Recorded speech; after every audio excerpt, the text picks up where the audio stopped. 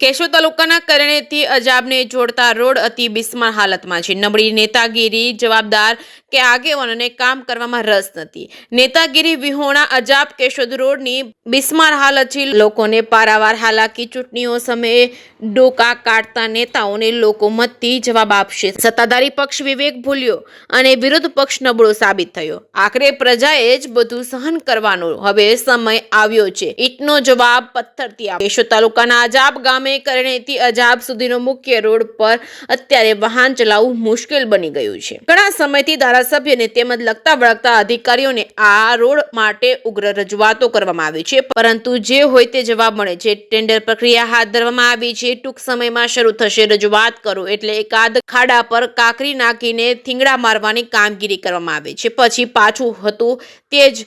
હવે સ્વયંભૂ લોકોએ જ જાગવું પડશે. જો રોડની કામગીરી વહેલી તકે શરૂ કરવામાં નહીં આવે તો આગામી દિવસોમાં પ્રજાના રોષનો ભોગ ચૂંટણીઓમાં નેતાઓને ચાખવા મળશે. ભાજપના ગઢ ગણાતા આ વિસ્તારમાં નવા જૂનીના એંધાણ જોવા મળે તો નવાઈ નહીં. રોડ રસ્તા મુદ્દે યુવાન મિત્રો આગામી સમયમાં ક્યાંક નવતર અભિગમ અપનાવે અને સરકારી તંત્ર સામે બાયો ચડાવે તેવું લાગી રહ્યું છે. જે કે સિંહ ગુજરાતી સાથે રાજુ પંડ્યા, કેશોદ.